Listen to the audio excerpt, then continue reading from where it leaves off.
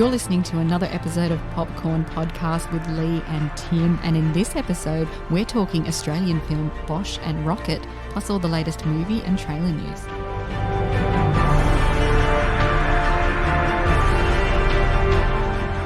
I'm Timmy Fland, movie buff. And I'm Leigh Livingstone, entertainment journalist. And we love to talk all things movies, and we're about to dive into Aussie film Bosch and Rockit, like you said, Leigh. So let's cover off what it's about. So Bosch and Rockit is inspired by true stories from the life of writer and director Tyler Atkins. Set against the beautiful backdrop of the east coast of New South Wales, Australia, the coming-of-age story follows young surfer Rockit as he gets caught up in his dad's bid to escape arrest for drug dealing.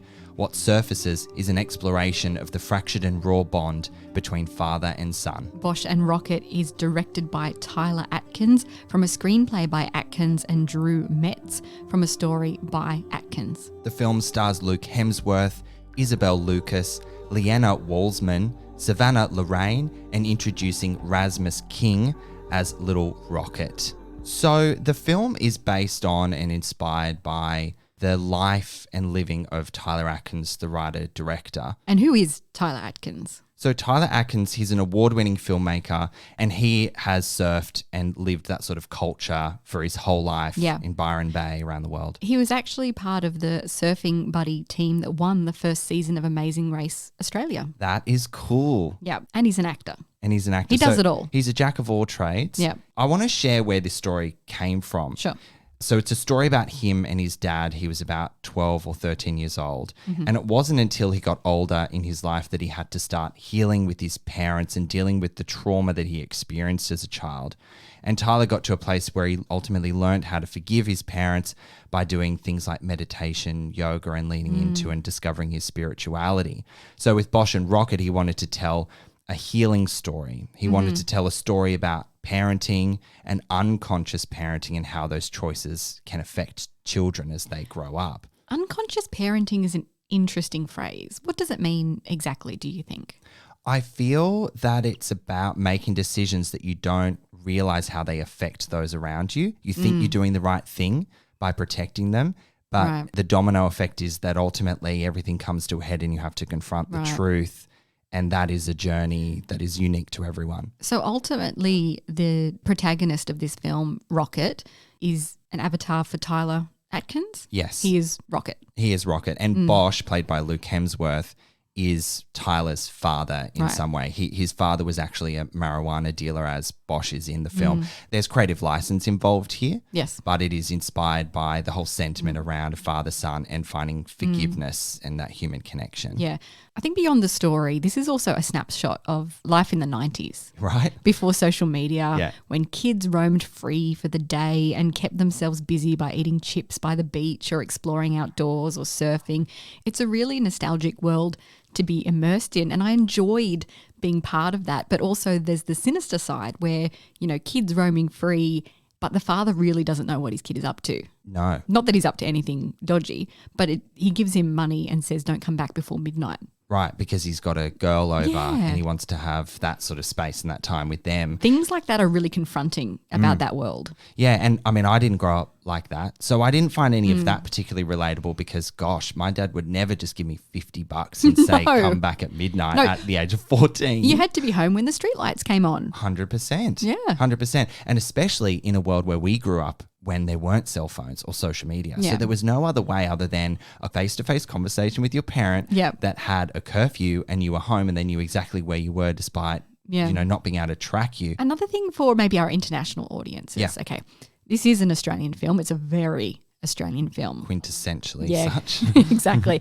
And the Aussie accent really hits the ear in a, let's say, unique way. Yeah.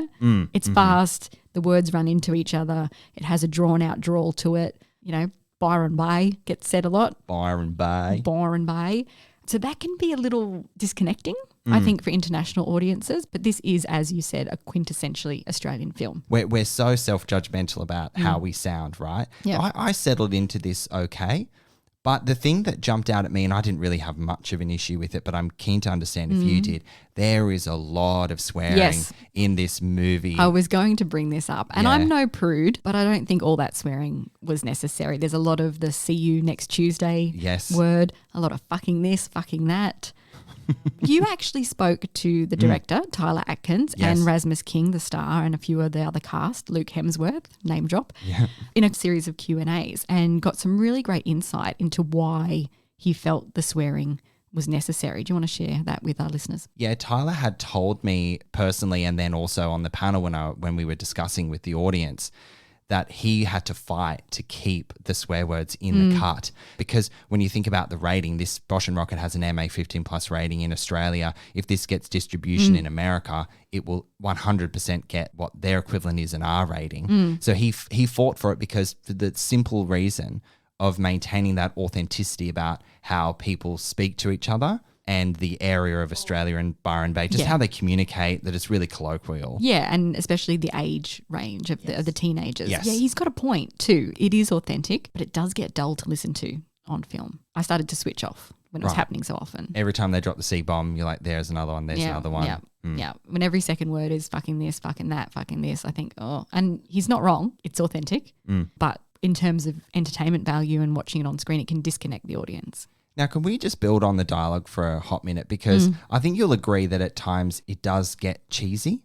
There's some really sentimental lines in the movie, but they're really sweet, and I think they're absolutely intentional. Yeah. The film is told through the eyes of Rockit, and so that needs to be understood in order to accept, what comes your way. I had no issue with the sentimental lines. I thought they were really sweet and full of heart, because when you're talking about a film about forgiveness, love, and human connection, they affected me deeply. See, that word forgiveness keeps coming up in the description of this film, and the consensus is the film is uplifting.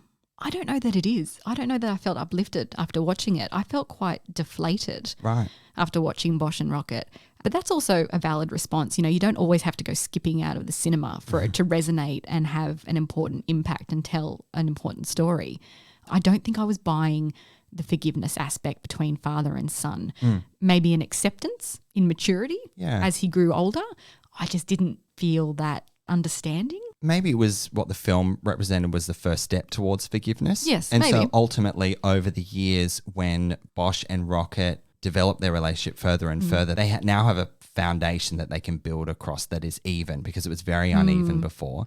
That's a good way of looking at it, definitely. And speaking of, years passing, the father drops off the face of the earth for a full year. For a whole year. And as the audience, we don't get any insight into why or where he is until later when there's some hasty exposition to explain. I found that disconnecting as well. And then again, it's from Rocket's point of view, and he doesn't know where his dad is. He doesn't know where his dad is. So why should we know where he is? And poor kid, though, he often asks his father when his mum's coming back. He gets abandoned constantly, and then throughout the film, his dad leaves him for a year. So there is that disconnect. You're feeling isolated along with Rockit. Yeah. But I guess that timeline, unless you miss the line here and there, you don't fully understand how long he's been left alone or left isolated or kind of put in a position that was completely out of his control. He had no choice. Yeah, there are some plot holes that are explained away. The pivotal love interest of the father, for example, played by Isabel Lucas, she's introduced as a prominent character, but for what purpose? Only to be explained away briefly later on. I think she was a vessel for a distraction for the character of Bosch. She didn't ask many questions, did she? She just went along with it and supported them. I guess there's that understanding that if some people are in crisis and you're there for them and you try not to judge them, that's the sort of vibe I got from her character. I don't know that she was a fully formed character enough to have been there and then, as I said, just drop off the face of the earth later on and be explained away. Yeah. Let's talk about the characters for a second. We have to talk about Rasmus King, who is an absolute superstar in the making. Right. This is his first film. He's giving an incredibly genuine performance. I likened him to a young Heath Ledger. Really? I know it's a cop-out to compare someone to another actor. That's what people do. He's his own actor and he's going to be phenomenal. He's poised to take off in the US too. And, I just really hope that the Hollywood machine doesn't polish his raw talent too much. Well, look, I'm very confident because I got to spend a bit of time with Rasmus earlier this week.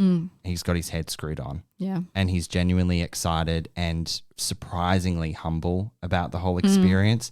And it's a beautiful relationship between Savannah, Luke, Tyler, and Rasmus. I saw that firsthand, and you and those that were in the audience would have seen that in the Q&A. He's got great mentors from right at the beginning of his career, and I can't wait to follow him. But it's not a bad first gig as a professional surfer, right? Yeah. And then your first acting gig, your character spends a lot of the time in the water surfing. Yes. So that must have been a really good big tick for him. He's so magic in his performance. He really is. But he's magic on the water too. And I think one thing that benefits his performance is that the film was filmed in chronological order. Yes. So by the time you get to Rockit confronting his father, Rasmus has worked his way up to this emotional performance, both on screen and behind the scenes. And it just hits really, really well. I love that you are following Rasmus developing his ability as an actor right in front of you on screen, because as you said, chronological order, that's very rare in filmmaking. Yeah. First day of shooting could be the last scene in the film and the next day could be midway through. Yeah. So the fact that the creative decision was to follow the story in order benefits the audience and benefits the actors, benefits the character development. And I actually didn't know that until after I'd seen the film, and it made me look back with a different lens and take a whole other experience about what I had seen and why it felt so much more profound at the end, because you were literally following the development of these characters in real time and the improvement in the performance for those key scenes of conflict and confrontation as well in the back end. They wouldn't have been that good if they filmed them on the first day of shooting, if you know what I mean. 100%. Really, really important. 100%. And we're going to see Rasmus King in upcoming autobiographical film of Daniel Johns' life. Oh, we're so excited From for that. Silverchair, yeah. It's just a 30-minute short film, but I really can't wait to see it. It's called What If the Future Never Happened. Silverchair was such a big part of my teenage years. Yes. If you know who Silverchair are, they were absolutely huge in Australia. I just can't wait to see this. Now, let's talk about Luke Hemsworth. The most interesting thing about his piece of casting is that he was only brought on 2 weeks before production was to begin. Why is that? Did you get intel into that? Oh, I did. There's some sort of confidence in me keeping that story to myself. Okay. But the lead role was available and he reached out to Luke Hemsworth, and Luke wasn't sure about taking it on. He had some reservations. He liked the script, but he was nervous about it. He had a coffee with Tyler. They spoke for hours and they were on the same page and they gelled really well, and he signed on basically there and there and camera started rolling 2 weeks later. And I have to call out initially the great chemistry between Luke Hemsworth and Rasmus King. Yeah. They're really good mates, and that sort of mentor with someone who had never acted before to someone who has been acting for decades. It's really nice to see that play out on screen in a beautiful relationship like father and son, like Bosch and Rockit. 100%. And there's this joke amongst Australia that Luke Hemsworth is the forgotten Hemsworth. He's the older brother, but he's one of the most talented dramatic actors of the family. He's excellent. We've just seen him in the new season of Westworld as security guard Stubbs. Yes. Hopefully he'll get to come back for the 5th and final season. We'll see. But yeah, that chemistry between him and Rasmus is incredible. It really translates to the screen. And I think you never doubt Bosch's love for his son through that performance, even if the parenting leaves a lot to be desired. That's just a credit to Hemsworth's range that we don't hate this character. Yes, I never hated Bosch either. You were empathetic towards him despite his constructive and suitable parental advice doesn't really come naturally. He's not very good at some things. I don't know that I would say empathetic Really? towards him. No, I just didn't hate him. Okay, fair I enough. thought he was a bit of a hapless father figure and, meant well, but had no clue basically. Yeah, he's got a lot to learn about himself and his life choices, and I feel like he was paving the way for that in the movie. Let's talk about Savannah Lorraine, who is, the love interest, I guess you would say. Ash. Ash.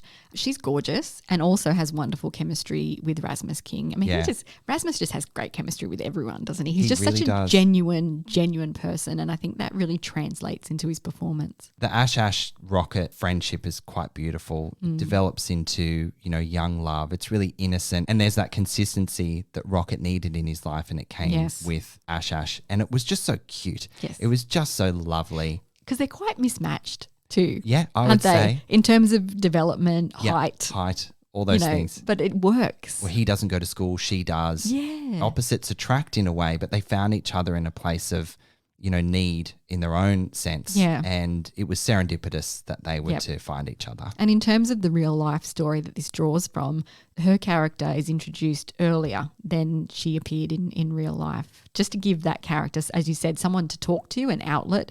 So he's not just abandoned completely. Yeah. He has the surf. That's a connection that's really important to him. And we'll talk about the amazing cinematography and the landscape in a second.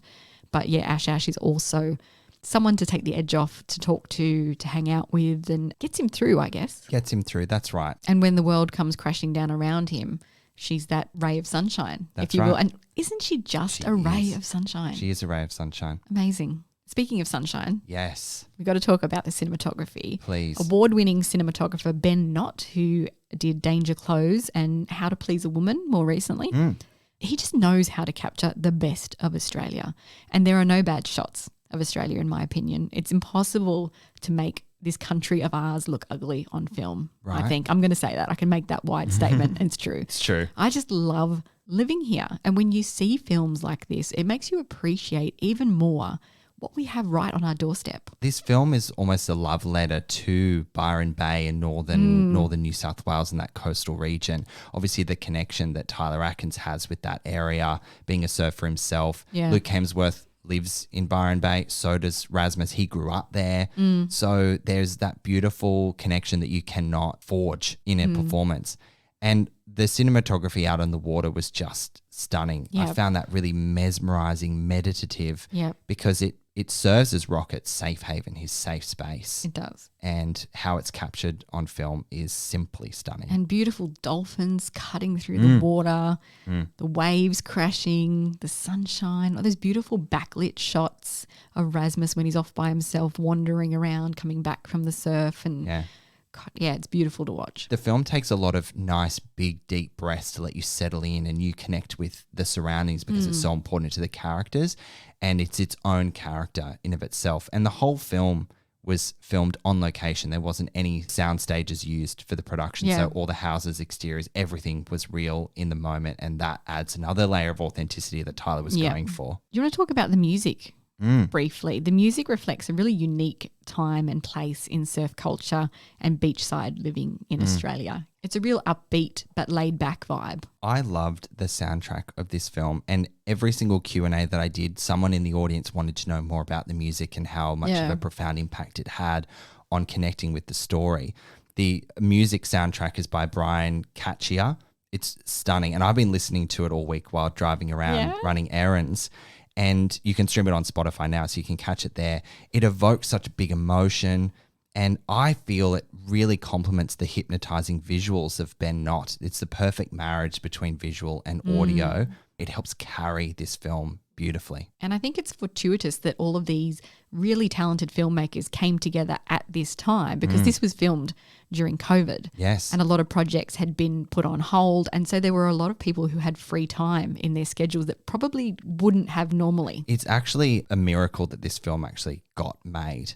In talking to Tyler and him sharing the journey from script to screen, he'd been writing the script for 6 years, and they finished filming it 2 years ago. And he funded it himself, right? He funded $500,000 of it himself because he couldn't secure the relevant funding. They were going week to week without any money. The universe really backed this project, and I'm really glad that it now exists and is being shared with the world. Well, on that note, let's wrap up our review of Bosch and Rockit. Lived experience can be a really powerful creative tool, and authenticity in stories just makes for a deeper connection between audience and filmmaker, and that is certainly the case with Bosch and Rockit. It's a moving coming-of-age tale about the power of unconditional love with wonderful performances and just gorgeous cinematography. I highly recommend you watch it. I'm giving it 3 popcorn kernels out of 5. Bosch and Rockit really took me by surprise. I loved this film, and I'm genuinely excited for people to discover it. The intention behind making this film came from such passion and a vulnerable place, and you can tell by the finished product on screen. Its beautiful cinematography and soundtrack guide a powerful story of human connection and forgiveness through love, and presents as a relatable Aussie story with a big heart that wears its lessons about life on its sleeve. The cast are all very good, but it is Rasmus King who stands out, delivering a very strong debut with a powerful and convincing performance. I'm going to rate Bosch and Rockit 4 popcorn kernels. There you have it, guys. Bosch and Rockit is in Australian cinemas from August 18. We highly recommend that you check it out. Okay, Leigh, before we jump into news, a reminder that we have Popcorn Podcast giveaways running at the moment. First up, you can still win 5 double passes to see upcoming drama True Things in Australian cinemas from September 1st. In True Things, Kate, played by Ruth Wilson, finds herself drawn to a mysterious new man, played by Tom Burke, after a chance encounter and embarks on an emotionally dangerous journey that slowly begins to consume her. To be in with a chance of winning a double pass, with thanks to Kismet Movies, head to popcornpodcast.com/giveaways and submit the form with your details, telling us why you love going to the cinema. Entries are open to Australian residents only until Wednesday, August 24. But not only that, you can also win a double pass to see horror film Orphan First Kill in cinemas from September 1. The prequel to the 2009 film Orphan stars Isabel Thurman as an abandoned child with psychotic tendencies. Goodness. Don't they all?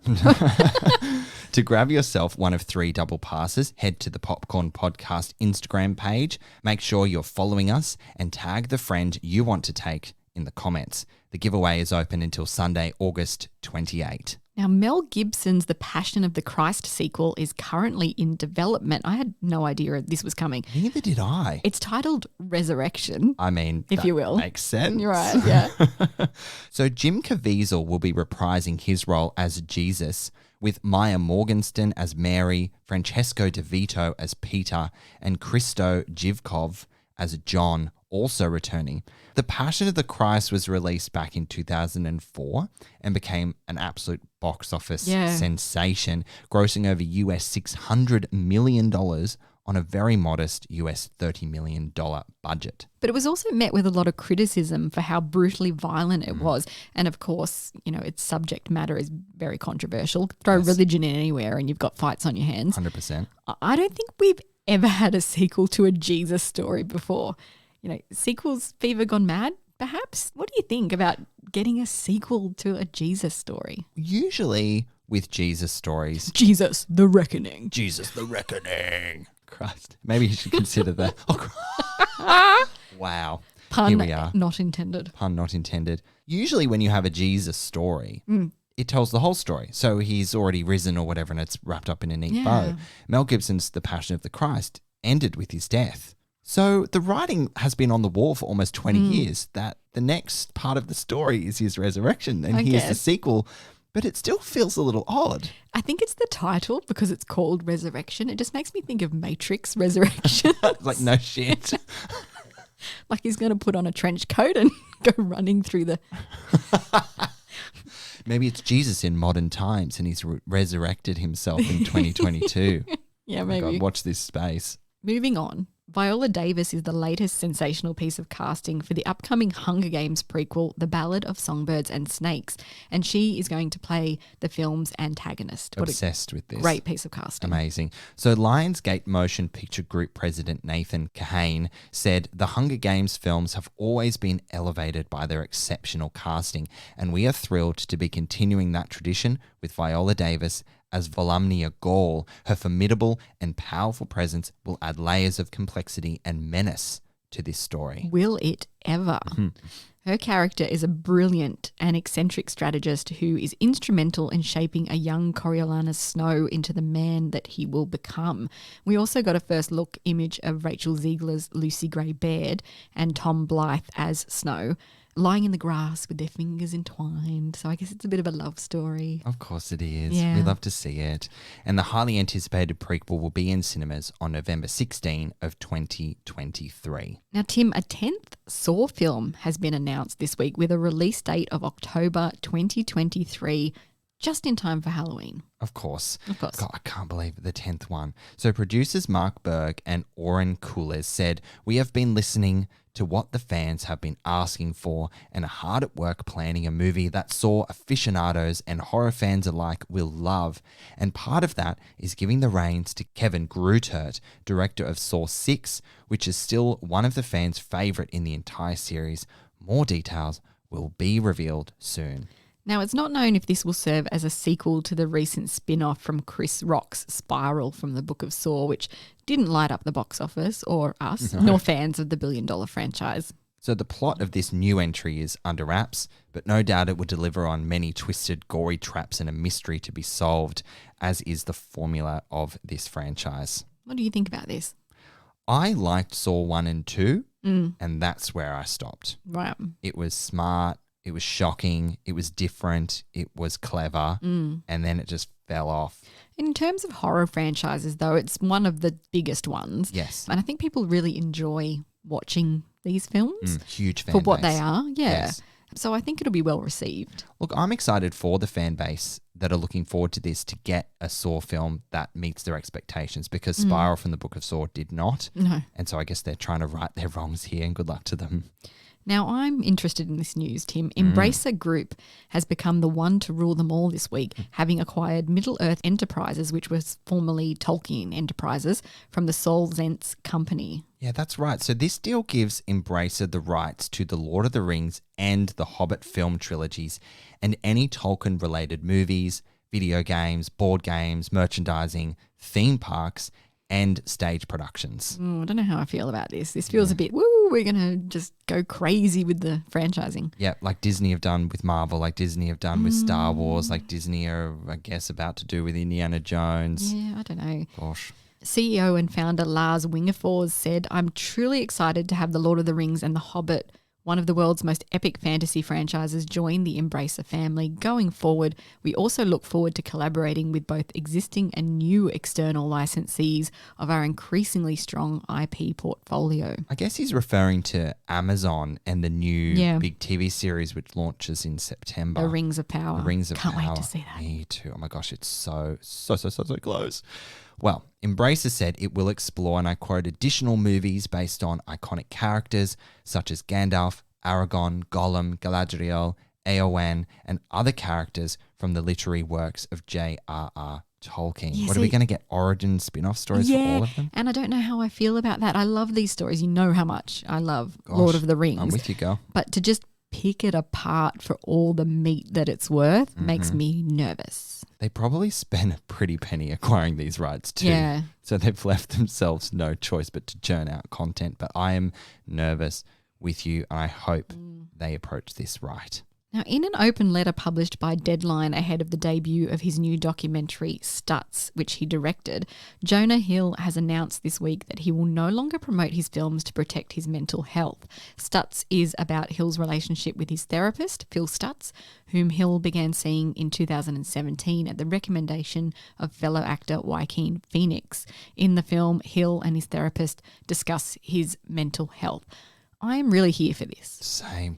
I think this is a really smart decision because you have to look after your mental health, and the consensus that this is what actors signed up for by becoming actors, I don't agree with. And it sounds funny saying that as a journalist because I participate in that industry. Yes. But yeah, I completely am on board with doing what you need to do for your mental health, and you expect laymen to be able to have considerations taken in place for their own mental health at their own workplace. Why not actors? I completely agree. Well, let's hear from Hill himself, because he wrote an open letter, and I quote, "Through this journey of self-discovery within the film, I have come to the understanding that I have spent nearly 20 years experiencing anxiety attacks, which are exacerbated by media appearances and public-facing events." That breaks my heart that he has been enduring that for 2 decades. Yeah.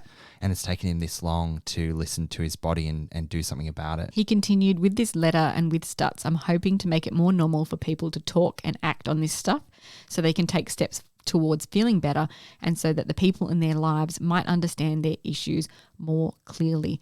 Now, it doesn't mean that he's not going to promote his films in some way, but he needs to find a way to do that is also comfortable for him. Yep. And I completely applaud that. Amazing. Well, on that very encouraging note, that's another jam-packed episode of Popcorn Podcast with Leigh and Tim. We reviewed Aussie drama Bosch and Rockit. And you can see that one in Australian cinemas from August 18, and we highly recommend that you do. As always, thank you so much for listening. We'll catch you next time. We are now on YouTube, guys, where you will find our latest celebrity video interviews. Simply search Popcorn Podcast with Leigh and Tim and make sure you subscribe so you don't miss a single one.